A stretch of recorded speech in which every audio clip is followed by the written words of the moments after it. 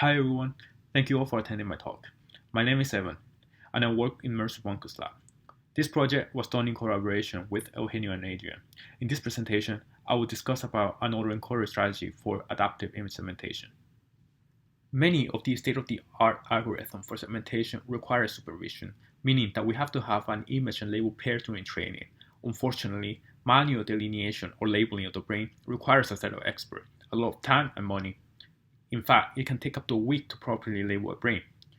Even if you manage to get enough label to train a supervised algorithm, there is a growing number of imaging protocol and different labeling convention. You have to label everything again in order to train a new algorithm that can account for those changes. Seeing how expensive it is to train a supervised model, our objective is to introduce a method to segment the brain using one label example. We consider a data set of n MRI scan which we model as an independent sample from the center distribution. Let S denote the latent segmentation. Using Bayes' rule, we can write the probability of observing our scan as the product of image likelihood and the prior distribution of S, then sum over all possible values of S. In general, equation 1 is intractable.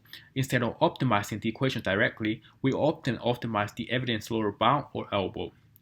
The KL divergence in equation 2 can be viewed as the distance between the prior and the approximate posterior.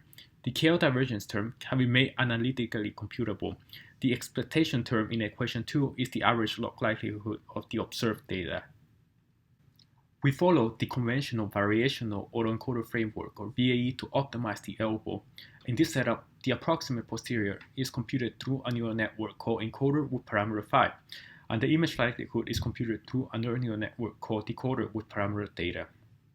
Typically, the representation S is chosen to be continuous random variable, such as Gaussian, for its simplicity and tractability. However, this representation is hard to interpret.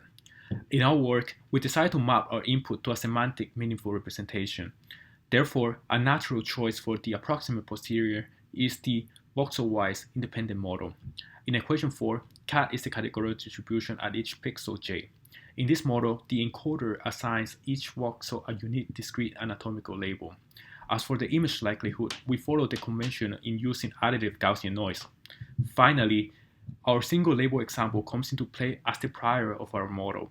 Notice that the prior does not need to be paired to any MRI scan.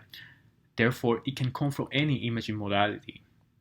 The simplest prior is the spatial prior, in which we assign independent label probability vector at each voxel.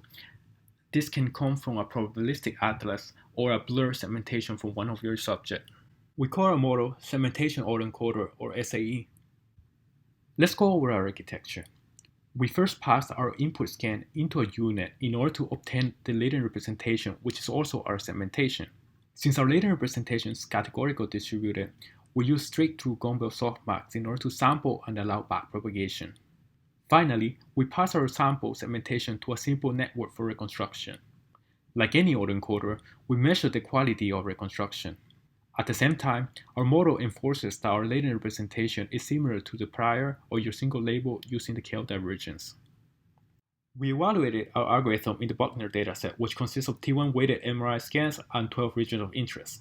In total, we have 38 subjects, 30 of which were used for training, 8 for testing. Although we call it training and testing, our model did not have access to the segmentation during training, as we were proposing our unsupervised paradigm. We only used the prior, which is a probabilistic atlas. We repeated the experiment 5 times with different random subject assignment to training and testing. Here are some images from our algorithm. We can see that despite using a fixed atlas as the prior, our model can capture the wide variability in the brain. On the left, we can see the reconstruction from the autoencoder and the ground truth, and on the right, we can see the predicted segmentation and the target. For a more quantitative look, we can see that if we only use a fixed atlas as prediction, we have a bad performance as shown in the baseline row. We also have a more sophisticated baseline that uses expectation maximization to invert a probabilistic generative model. In any case, our model outperformed the baselines. In addition, we can add a neighborhood constraint to the prior using a Markov random field to improve the accuracy. We know that certain brain regions cannot be next to each other, for example, the cerebellum and the amygdala. We explain how to add this constraint in more details in our paper. Finally, our model comes close to a fully supervised algorithm. Thank you all for listening. For more experiment and implementation detail, visit our GitHub repository.